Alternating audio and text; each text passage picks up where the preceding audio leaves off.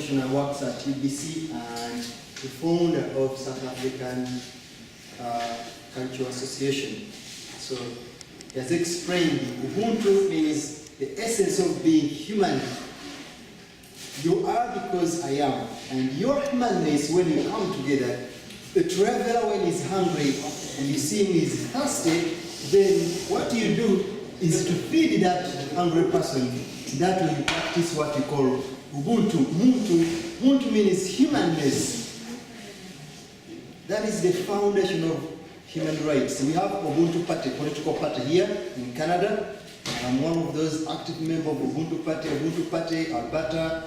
Canada is the largest funder in the world, Ubuntu project. It has Ubuntu Party, Ubuntu software industry, Ubuntu drumming culture where they train the younger generation under spiritual Ubuntu philosophy down about the street. So all of us, let us together again be that we are because I am.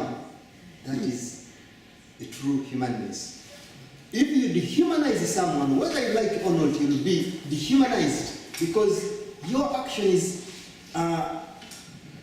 not fixed into the society of being Muntu. Thank you. Welcome to Afro Peru Group. What is the name of that group? It's called the Afro Peru Group. We're called Afro Vibras Peru. From Peru. So thank you for having us here. Thank you all. We are we're Afro Vibras Peru, and we started off as just a dance group, and we're slowly becoming an art society. So Katie and I then started it, and today we have two of our newer members. We have Catalina and Caro here. They're from Colombia. And basically, it was because we grew up with dancing and we grew up with music. It's such a huge part of African culture and therefore Latin American culture, because in Latin America we're descendants of indigenous and Afro people, we're Afro descendants. And so our huge passion was Afro-Peruvian dancing. And for myself, I started to look at the roots of music. I started to address issues in my own family. I started to look at skin color and ethnic projects that were out there and going on in the city, and I started to ask more questions as a grad student. And then I met Haiti, who had been dancing for years. Maybe you would tell them a little bit quickly. Yeah, I had some background in Peru, and then I started dancing again when I was living in the States, and got into dancing Afro-Peruvian dancing. And yeah, I've been introduced to folkloric dancing since I was a child, so my take is more into the traditional parts and always close to the traditional Peruvian dancing. And so when we use the words folklore and tradition, we're now more careful of how we use them, because we're trying to connect with how the communities where the dances originally originated from use the terms, right? And also how our own families and our dance teachers and the communities we belong to use the terms.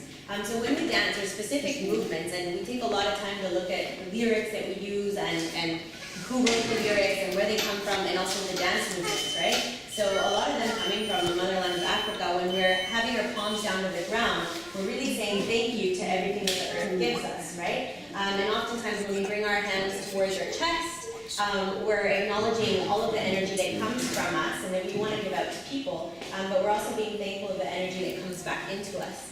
And we try to put a spin on a lot of the dances that are traditional. We like to look at gender, we like to look at race, we like to look at class, and they're really challenging issues, but they have to be looked at when we're talking about multiculturalism if we want to get to the nitty-gritty of how people can actually come together, right? And so one of the dances we're going to do is Comadre Cocoliche, with two of our newest members. And later we'll tell you quickly a little bit of, or I'll tell you now a little bit about it so we can keep the show rolling. But it tells the story of an hacienda in the south of Peru where there were African slaves at the time. And so it's about a woman, and there's many takes. One take is a woman was pregnant, and she went there for help.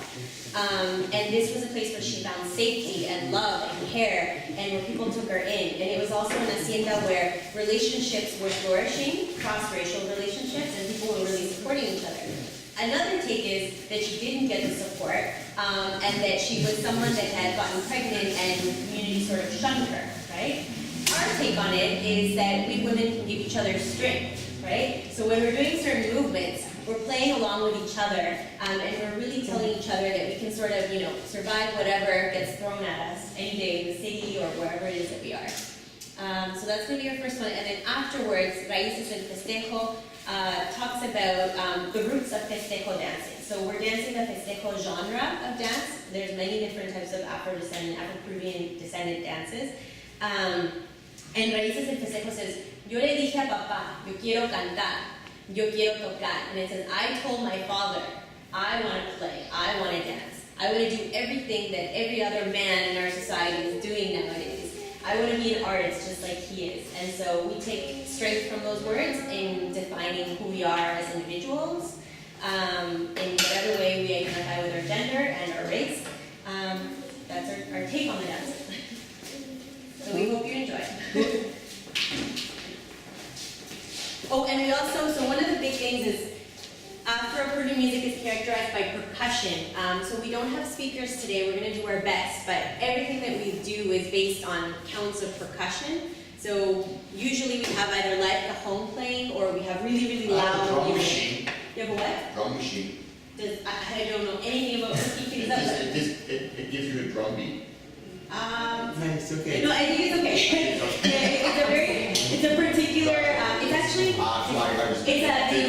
Afro-Peruvian beat has an off-syncopated, I guess you call it, it's got a really strange Oh, what's it called? concept. Because I'll have a Latin beat, dance beat, but who is planned, we can take Thank it. you. Thank you. What are you doing?